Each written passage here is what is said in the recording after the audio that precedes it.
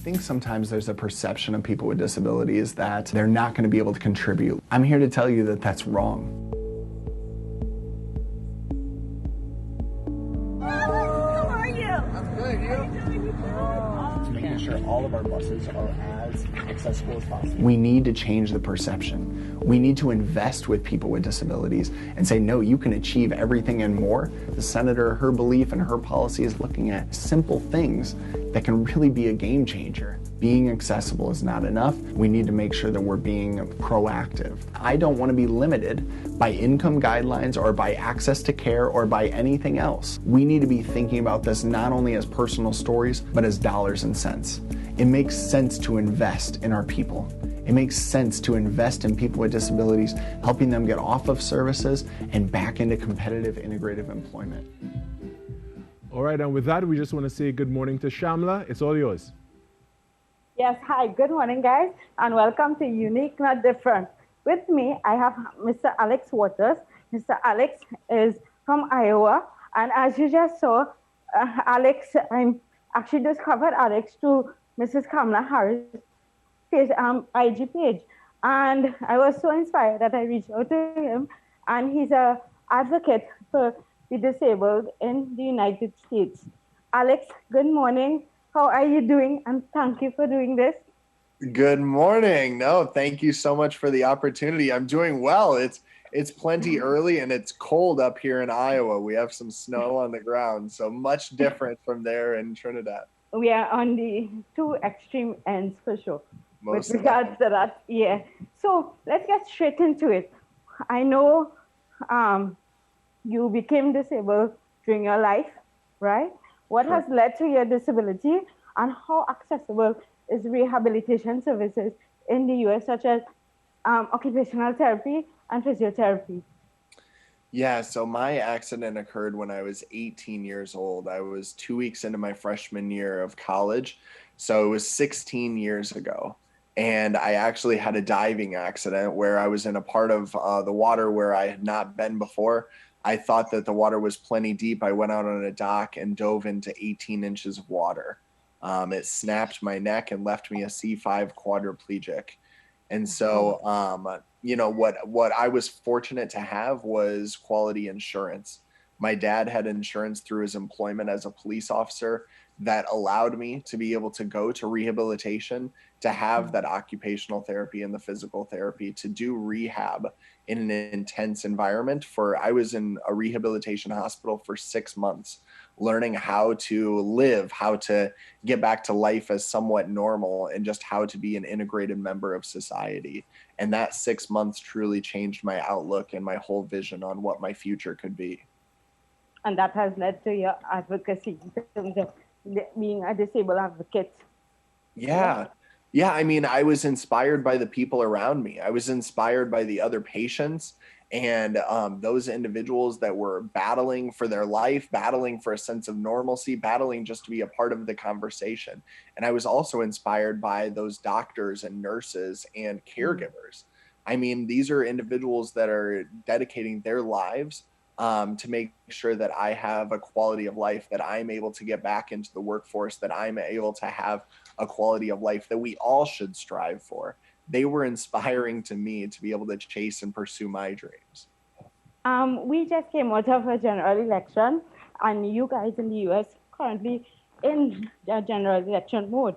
How inclusive are the election campaigning, and how involved are the disabled community? Because I actually saw advertisements and so on in the campaigning strategies.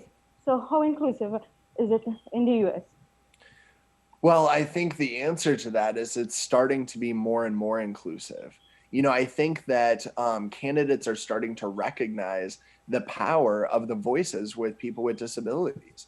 They're starting to recognize that they need to talk to this audience and they need to discuss the ways in which they are going to improve the lives of people with disabilities. Because as I often advocate, look, disabilities can happen to anyone. I was 18 years old when my life changed dramatically. And suddenly I found myself in this situation. And any one of us, Shamala, can find ourselves in that situation. But the fact of the matter is that also the elderly, sometimes our most vulnerable and those elderly, our grandpas and grandmas, they are the ones that are going to need this care as well. And so when we start fighting and advocating for people with disabilities, when we start voting, then we truly have that power, and those candidates and those campaigns will listen to us, and then we can affect change, which I think is what we all want to do. We want to improve the lives, not only for people with disabilities, but also our elderly or anyone else that could eventually need those services. Excellent. And in terms of gaps right now, what would you say is the biggest gap currently in terms of participation, rights, and equity in participation between the disabled community and other citizens in the US generally? Well, honestly, I think that the biggest gap that I've experienced right now is employment. I think that that's where the biggest opportunity lies, is that there seriously is a gap in unemployment. People with disabilities are often employed at about half of the rate as their able-bodied counterpart. And what you see is a true opportunity where employers need to look beyond their stereotypes of what they think people with disabilities can do and start looking at them for their true potential.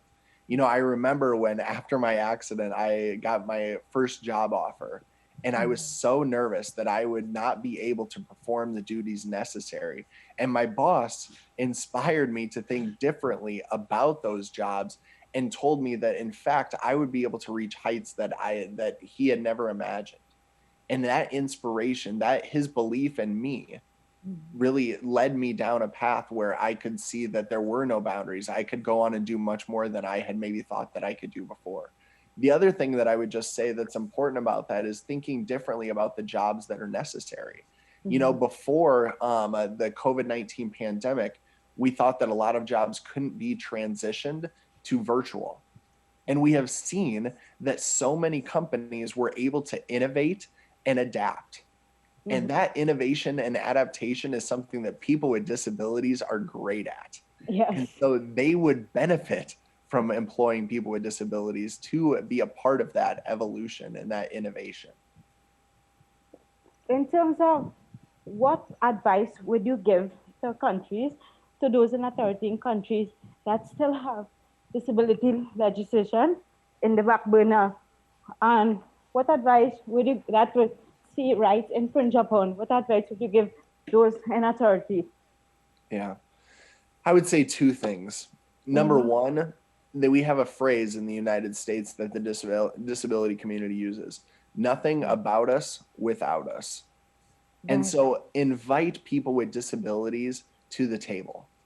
Have a seat at the table so you can discuss with them the changes that need to be made and those subtle differences, the things that we can do as a people to not only move forward with the rights for people with disabilities, but also move everyone forward, right? Have a seat at the table and have that conversation with them to see what changes can be made. And the second thing that I would say is look outside the box. And what I mean by that is see the economic opportunity that your country could really stand to benefit by including people with disabilities. Because when you start employing people with disabilities, they're going to enter your workforce, they're going to give back to your companies. Your companies have an opportunity to grow and expand and really give back. There's a mutual benefit of hiring people with disabilities and having us have that seat at the table. Invest in your people and they will give back to you tenfold. And I want to ask you one last question. One, what inspired you to move on in life after you got into your accident?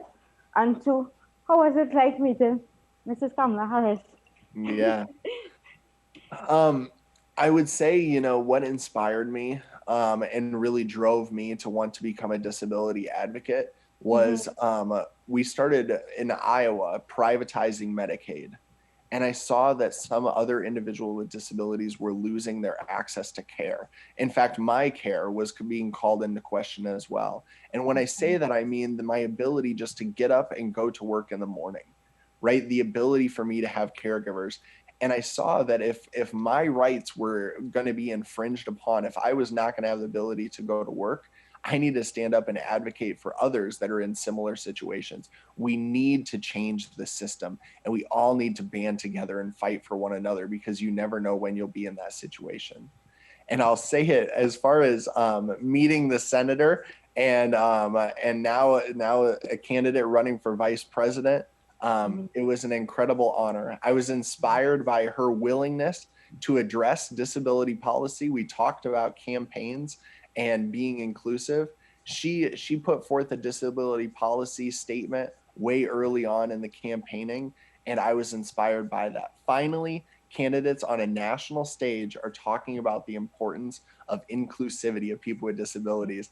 And I think that is moving the needle. Shamala, I mean, news programs like this, your program that's coming up on 2 years running, I mean, that's inspiration.